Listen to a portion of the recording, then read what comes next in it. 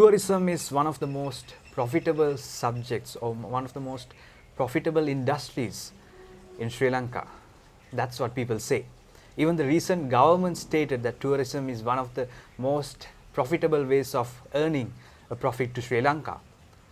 Is this statement really true? Can tourism deliver such a profit to our country? To discuss this matter, we have Mr. Ruwan Ratnayake today, an industry expert. Mr. Ruwan, welcome to the program. Thank you, sir.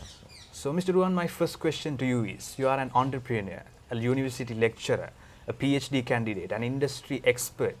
So, with all these qualifications, why do you still choose this tourism industry? Is there any special reason behind it? Sahaswin, the tourism industry is one of the evolving industries in the world. That is not just because of that I have selected tourism.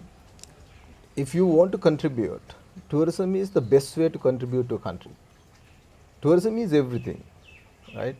You mean geography, the history, whatever you know, the marine conditions, what weather, whatever you mean, even the health, everywhere tourism is there. So whenever you want to contribute, even a hotelier, even a hospitality guy, even a doctor can define his own tourism product. So this is where a person, despite of his or her designation, can contribute to a country to earn more revenue, more profit and more foreign currencies for the upliftment of the economy. So this is, I think, something that I have thought, and I wanted to stay in the industry because I can contribute a lot and gain a depth of understanding about the country, and yet we can also contribute to the economic development. So those are the reasons that behind my decision. So many of these industry expert, highly qualified individuals are leaving the country in search of better opportunities. So what made you stay in Sri Lanka? Can I ask a question from you? Sure. Okay, what do you think Sri Lanka doesn't have? Sri Lanka has everything. Exactly. So why do you leave a country like that? That is my first question. If you want to enjoy your life, Sri Lanka is the best country for living and enjoying your natural life. We are not bound by more rules, more regulations, more strict guidelines. We are a free nation, and even from our generations we have been taught to be a free individual. So this is a good nation, and despite all these reasons people leave. Why? Because they think the economic condition in Sri Lanka is not favorable for anyone. This is where we are stuck. Most of the people have actually encouraged this young generation to leave the country. Not because of good things in other countries they are leaving, Sahaswin. Just because they are facing difficulties, especially in the economic terms, they are leaving the country. What we need to understand is why they leave, the reason behind that, and to give an answer to that. So that is where we are left behind as people in this country, as the governments, as the responsible people who are who should govern this country. They have not thought of these individuals, the future challenges that we are going to face due to these migrations. These are things that we need to discuss. So I have no reason to leave this country, but there are people who have reasons to leave the country. So since I don't have a reason, I stayed here. And there are people who are leaving. We need to find out the reasons behind their decisions and give the answers. Then they will also stay here. So Mr. Ruwan, you are an entrepreneur and most probably an SME. So do you think the government of Sri Lanka has given enough financial accessibility for the SMEs in the tourism sector? Very good question. UNDP in 2024, their biodiversity financial report, they state that the Sri Lanka GDP is contributed by 50% of the SMEs, and out of that 75% are from tourism sector. So imagine the tourism industry SMEs contribution to the GDP in this country. But just look at the decision that have been taken during the last 2 to 3 years. Have they really thought about the SMEs? This is the question. The recent, the government has decided to give vehicle permits, vehicle import permits to the tourism sector. But the criteria that they have developed to select the companies was really not SME friendly. If the contribution of the GDP is 50% from the SME sector, why have they not considered the SME sector, or why have they excluded the SME sector from this decision? And not only that, actually, SMEs in the tourism industry are struggling today. They face so many difficulties. They have financial issues, they have registration criteria issues. The Development Authority has given some criteria, but they can't meet those criteria and they are sometimes not relevant to them. And there are some regulation issues, there are some other support mechanism issues. There are so many issues among the SMEs in the tourism sector. But the biggest issue is not these issues. Biggest issue is the understanding of these issues have been lacking, and that's why still the SME sector is struggling. So this is where we need the support. I think the current government or maybe the future governments will think about this and give answers to these issues. Otherwise, the tourism industry, though we are targeting more revenue, more profit, more foreign currencies to the country, will be struggling, because we have these issues currently in the ground level. So we need to solve these issues as soon as possible. So, in your opinion, is Sri Lanka generating a sufficient income or a profit from this tourism industry in proportion to the number of tourist arrivals to the country? That is also a very good question, Sahaswin. I think this is what we have been talking about in the entire industry during the last couple of years. Actually, the tourism leakage is very high compared to all other countries. In Sri Lanka, the tourism leakage is very high. It has external leakages as well as internal leakages as well. This is mainly due to the lack of infrastructure, lack of investments in the industry, also lack of technology adaptation, especially in terms of the sightseeing are concerned. Most of the other countries in the world, they have given online solutions. You have the QR scanners, right? You just buy the ticket online and maybe you have language translators. Exactly. So there are so many solutions in other countries they have given for their major sites. But in Sri Lanka, people are struggling in the queues to enter the site because of the issues in the ticket counters, not because of other reasons. So the adaptation of technology has been lacking, and we are giving some bad message to the entire community in the world that we are not ready to even accept, more tourists in the future. So these are big issues, and at the moment also we are struggling with the visa issue. So these are some kind of issues that we have faced, and due to these the leakage is very high, because there are unwanted things that are happening, and things, most of the cash are handled through the counters. When cash is handled through the counters, what will happen to the cash?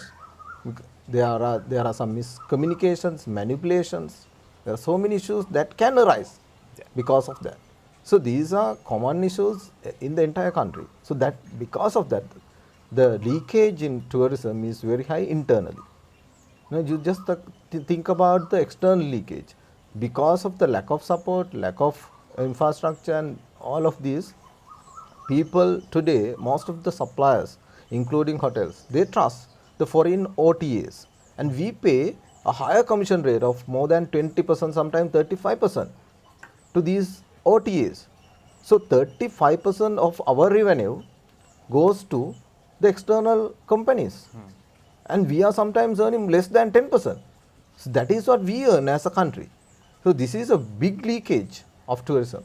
We have to have a proper mechanism to overcome these factors, these leakages, and then only we can contribute to the benefit of the country and also contribute to the GDP in a massive way. And also the profit or the revenue or the foreign currencies that we are talking about today will be enhanced, or the growth of these things will be enhanced in the future if we can give solutions to these areas. So, Mr. Ruwan, the past government, they had a strong objective of attracting 5 million tourists. So, if they really want to achieve this goal, what do you think are the key problems that they need to address in the tourism industry? If I give you an answer, probably the time is not enough. We can talk about this days, months, even years. A country which has been suffering during the last 50 years, a country that has a very high migration, especially in the tourism industry, a country that has faced economic crisis, a country which has not been given the support for the SMEs, a country which has not supported to the local communities. We have so many issues at the ground level, Sahaswin. So we are talking about 5 million tourists by the time we have so many issues at the ground level. Yes, we can't give solutions to each of them, but we need to see whether we have enough human resources. Human capital is one of the most important things to handle the 5 million tourists. Do we have the human capital in Sri Lanka to handle that? That is a fundamental question that we should ask from ourselves when people leave this country. So that is one. Secondly, just think about the collaboration in the industry. We don't have collaboration at all.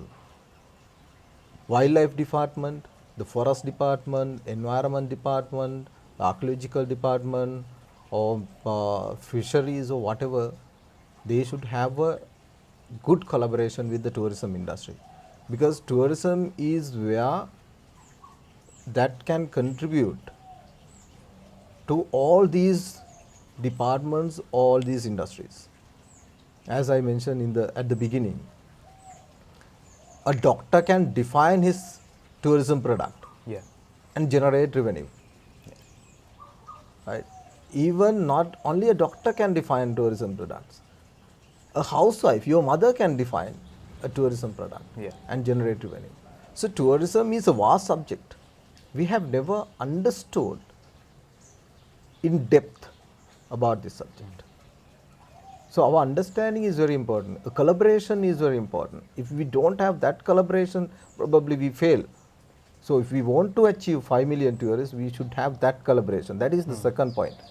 And now we are talking about the marketing, branding and all other things that we have been doing during the last 50, 60 years. We failed. Not only once, so many occasions we failed.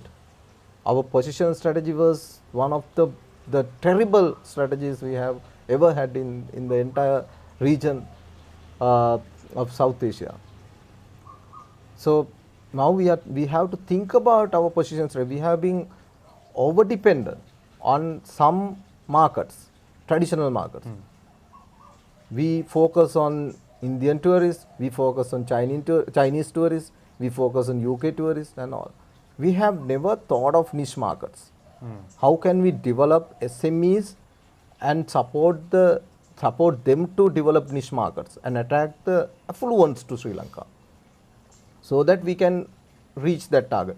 Because the product development, the innovation and everything is happening at the ground level through the SMEs.